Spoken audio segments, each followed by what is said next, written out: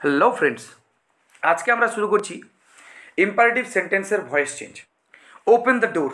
ওপেনটা কি না, ওপেনটা হচ্ছে ভার্বের 1 নম্বর ফর্ম। কি দিয়ে প্রশ্ন করতে আমরা পেলাম দ্য ডোর, তাহলে কি দিয়ে প্রশ্ন করলে যেটা পাওয়া যায় সেটা অবজেক্ট, আর কাকে দিয়ে প্রশ্ন করলে যেটা পাওয়া যায় সেটাও কিন্তু অবজেক্ট। দেখো, তাহলে ভার্বের 1 নম্বর ফর্ম সবার প্রথমে, তারপরে অবজেক্ট আছে, দিয়ে ফুল স্টপ আছে। অর্থ বোঝাচ্ছে কি না, হচ্ছে দরজা খোলো। তার মানে এটা কিসে আছে? অর্ডারে আছে। কিসে আছে? অর্ডার।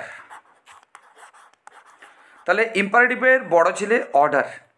ইম্পারেটিভের মোট 4টা ছেলে আছে। একটা হচ্ছে কমান্ডওয়ালা ছেলে, মানে অর্ডারওয়ালা। রিকোয়েস্টওয়ালা ছেলে আছে, অ্যাডভাইসওয়ালা ছেলে আছে, আর তারপরে আছে লেট দিয়ে একটা বাক্য শুরু হয়, সেটাও ইম্পারেটিভ সেন্টেন্স।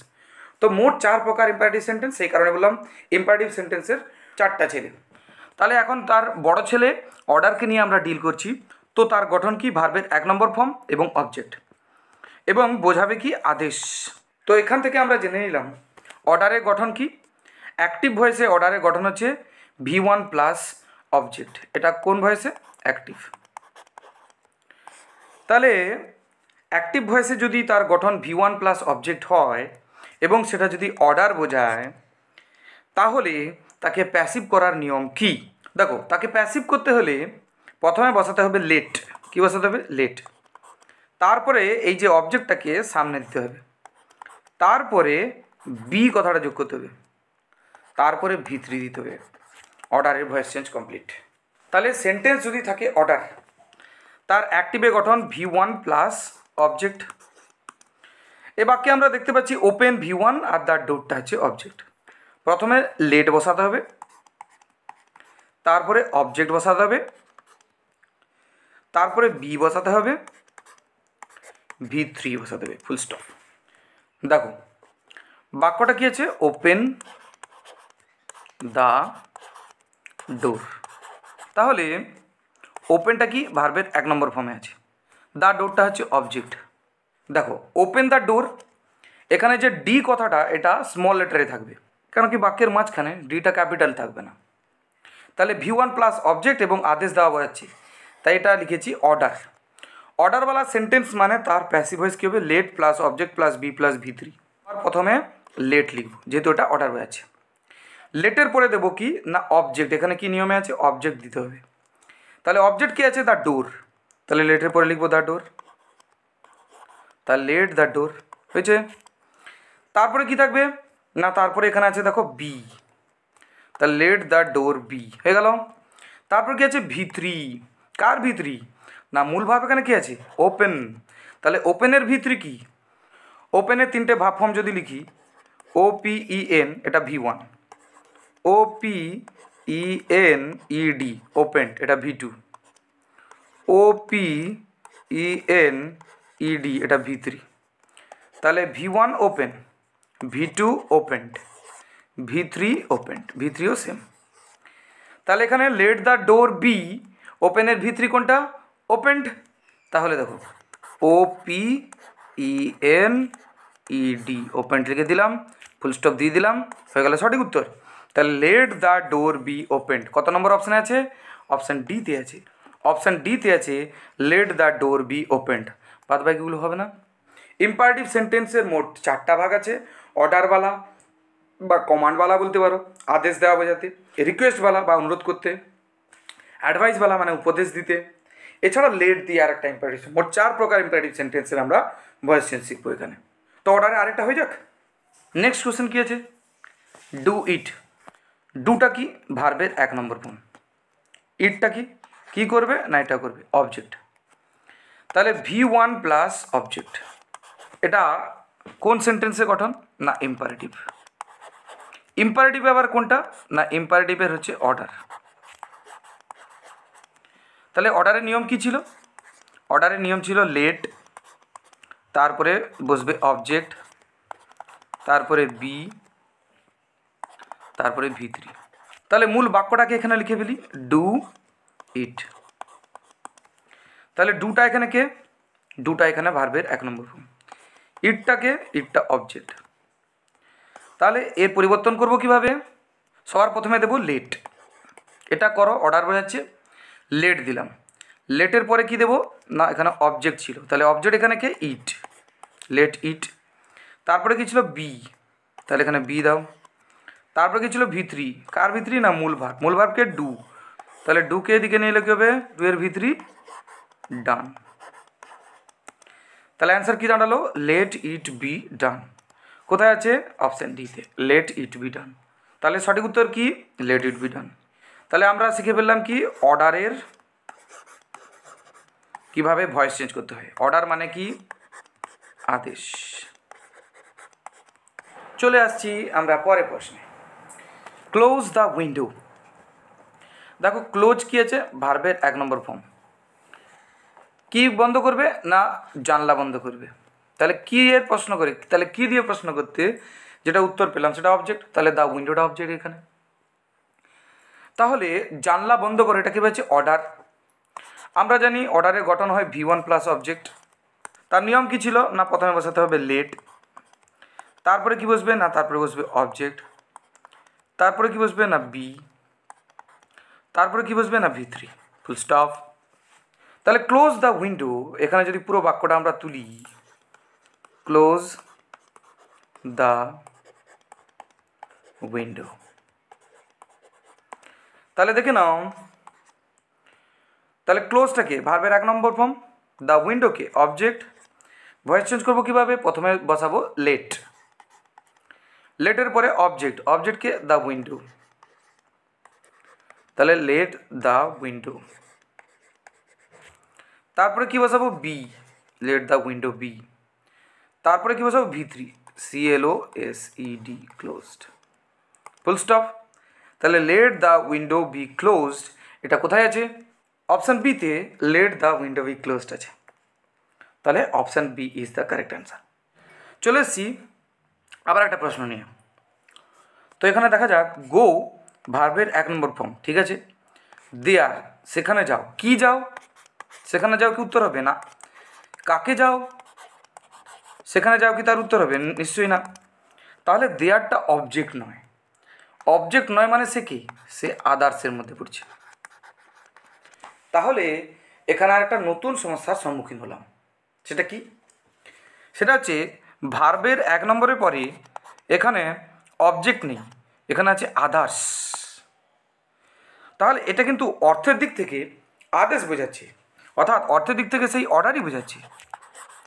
তো আমরা এখানে দেখে নেব কোনো অর্ডারওয়ালা সেন্টেন্সে যদি অবজেক্ট না থাকে তাহলে আমরা তার ভয়েস চেঞ্জ অ্যাক্টিভ থেকে প্যাসিভ কীভাবে করব।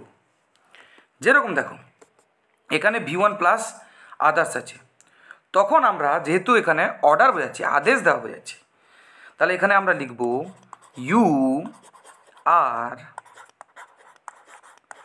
অর্ডার্ড টু, প্রথমে এতগুলো যোগ করব ইউ আর অর্ডার টু, তারপরে বাক্যে যা আছে অর্থাৎ V1 প্লাস আদার্স পুরোটা লিখে দেবো, অর্থাৎ V1 প্লাস আদার্স দিয়ে ফুল স্টপ দিয়ে দেবো। এই হচ্ছে তার নিয়ম। এটা অন্য আরেক রকমভাবেও করা যায়। তাহলে সেটা কি না, যেটা আমরা দেখছি ইউ আর অর্ডার টু, সেটাকে আমরা ইউ আর টোল্ড টুও করতে পারি। অর্থাৎ ইউ আর টোল্ড টু দিয়ে কী করবো না ভার্বের যেরকম 1 নম্বর ছিল 1 নম্বর রাখবো, তারপরে আদার্সকে আদার্স রাখবো ফুল স্টপ, ভয়েস চেঞ্জ। তাহলে বিনা অবজেক্টের অর্ডারওয়ালা সেন্টেন্সের ভয়েস চেঞ্জ হয়ে গেল এইভাবে। তাহলে দেখো এখানে আছে গো দেয়ার, তাহলে গোটা এখানে ভার্বের 1 নম্বর ফর্ম, দেয়ারটা হচ্ছে আদার্স, অবজেক্ট নয়, কিন্তু অবজেক্ট হলে ও বি লিখতাম। তাহলে এর ভয়েস চেঞ্জ করবো কীভাবে না, দেখো সেখানে যাও এটা অর্ডারই বোঝাচ্ছে অথচ অবজেক্ট নেই, তাহলে আমাদের সেই নিনজা টেকনিক আনতে হবে, ইউ আর অর্ডার টু প্রথমে বসাতে হবে, চোখ কান বন্ধ করে ইউ আর অর্ডার্ড টু হয়ে গেল। ইউ আর অর্ডার টু বসালাম, তারপরে ভার্বের 1 নম্বর ফর্ম। তাহলে এবারে দেখো ইউ আর অর্ডার টু বসিয়ে দিলাম, ইউ আর অর্ডার টুর পরে বাক্যে বাদবাকি যা আছে গো দেয়ার পুরোটা বসিয়ে দেবো, অর্থাৎ এখানে এই যে নিয়ম ছিল V1, এই যে নিয়ম ছিল V1 মানে সেই গোটা অবশ্যই স্মল লেটার হয়ে যাবে, আর দেয়ার আছে দেয়ার, অর্থাৎ বাক্যে যা আছে তা বসিয়ে দেবো। খালি তার আগে আমাদের বসাতে হবে ইউ আর অর্ডার টু, ব্যাস ইউ আর অর্ডার টু, তারপরে বাদ বাকি বাক্যে যা আছে গো দেয়ার বসিয়ে দিয়েছি, হয়ে গেল ভয়েস চেঞ্জ। তাহলে you are order to go there কোথায় আছে? এখানে you are order to go there option সিতে আছে। যদি ইউ আর অর্ডার টু না থেকে যদি থাকতো you are told to go there, তাহলে সেটাও হয়ে যেত। কেন কি এই যে 2 নম্বর অপশানে আমরা কি দেখছি, ইউ আর টোল্ড টু দিয়েও করা যায়। তাহলে ইউ, তারপর কি ছিল এখানে আর ছিল, তাহলে ইউ আর, তারপর কি ছিল টোল্ড ছিল, তাহলে ইউ আর টোল্ড, তারপর কি ছিল টু ছিল, তাহলে ইউ আর টোল্ড টু, তারপর কি ছিল V1 প্লাস আদার্স, তাহলে এখানে V1 প্লাস আদার্স যেরকম আছে সেরকম লিখে দিলাম গো দেয়ার। তাহলে you are order to go there করলেও ঠিক, you are told to go there করলেও ঠিক। এখন দুটোর মধ্যে আছে কি না ইউ আর অর্ডার টু, তাহলে ইউ আর অর্ডার টু করেছি।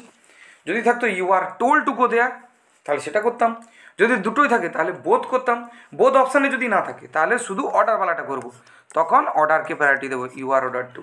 দেখে নেব এই সেম সেন্টেন্স যদি নট দিয়ে থাকে, অর্থাৎ নেগেটিভে যদি থাকে, ডোন্ট গো দেয়ার যদি থাকে, গো দেয়ার না থাকে যদি ডোন্ট গো দেয়ার থাকে। গো দেয়ার মানে কি যাও সেখানে, ডোন্ট গো দেয়ার মানে কি সেখানে যেও না। তাহলে ওটার যদি নেগেটিভে থাকে তখন কি করব, খালি এই যে টু এর আগে, এই টু এর আগে নট কথাটা বসিয়ে দেবো, অর্থাৎ you are ordered not to go there তখন করে দেবো, বা ইউ আর টোল্ড টু এর আগে খালি নটটা যোগ করব, নট টু গো দেয়ার। দেখে নিই আমরা, চলে এসেছি আমরা পরের প্রশ্ন নিয়ে। এখানে হচ্ছে ডোন্ট কথাটা আছে, ডোন্ট গো দেয়ার তার মানে নেগেটিভে আছে। দেখো ডোন্টকে ভাঙলে ডু নট, তো ডু নটের সংক্ষিপ্ত রূপ হচ্ছে ডোন্ট, ঠিক আছে? তার মানে বাক্যটা নেগেটিভে আছে, না বাচকে আছে। তো এরকম না বাচকে থাকলে কি করব? আমরা নিয়ম লিখেছিলাম ইউ আর অর্ডার্ড, হয়েছে? তারপরে কি করব না খালি টু এর আগে নট কথাটা যোগ করব, নট টু। তাহলে নটটা যেখানে সেখানে যোগ হবে না, নটটা হচ্ছে ঠিক টু এর আগে যোগ হবে, অর্থাৎ you are ordered not to দিয়ে বাদ বাকি যেরকম V1 ছিল V1 থাকবে, আদার্স যেরকম ছিল আদার্স থাকবে। তাহলে এখানে দেখে নিই ডোন্ট, তাহলে এই ডোন্ট থাকার জন্য খালি নটটা বসাতে হবে আমাদেরকে, আর ডোন্টকে পুরো কেটে দিতে হবে। ডোন্ট বাক্যের মধ্যে ঢুকবেই না, বসবেই না, খালি তার থেকে নট কথাটা নিয়ে নেব, দিয়ে নটটা বসাবো কোথায় না সেটাও আবার এই যে টু এর আগে, দিয়ে বাদ বাকি পুরোটা যা আছে লিখে দেবো। তাহলে দেখো you are not, you are ordered, তারপরে বসাবো নট, তারপরে টু, এতটা বসিয়ে দিলাম। তারপরে এবারে বাক্য দেখতে যাবো, বাক্য কী আছে ডোন্টকে, তো বাক্যের ডোন্টকে তো আমরা লিখবো না, বাকি ডোন্ট বাদে আর কি আছে গো দেয়ারটা পুরো বসিয়ে দেবো, হয়ে গেল আমাদের উত্তর। ভয়েস চেঞ্জ হয়ে গেল। তাহলে you are ordered not to go there কোথায় আছে না আছে ইউ, প্রথমে অপশান দেখে নিই you are not told, told তো ঠিক আছে, তাহলে টু এর আগে নটটা বসতো, তাহলে এটা যেহেতু হয়নি এটা কাটা। You are ordered to not go there, এখানে টু এর পরে নট বসিয়েছে, না হবে না। You are ordered not to go there, তাহলে এখানে টু এর আগে নটটা বসিয়েছে, তাহলে এটা ঠিক আছে, তাহলে সঠিক উত্তর সি হবে। অপশান ডি দেখে নেই ইউ আর নট অর্ডার্ড, অর্ডারের আগে নট বসিয়েছে, না এটাও তো হবে না, তাহলে সঠিক উত্তর কী দাঁড়ালো you are ordered not to go there. এটা কোশ্চেন নাম্বার 4। তো ইম্পারেটিভ সেন্টেন্সের মোট যে 4 ভাগ ছিল অর্ডার, অ্যাডভাইস, রিকোয়েস্ট এবং লেট দিয়ে, তার মধ্যে অর্ডারওয়ালা সেন্টেন্সের আমরা ভয়েস চেঞ্জ শিখে ফেললাম। পরের দিন আমরা শিখব অ্যাডভাইসওয়ালা। Thank you very much.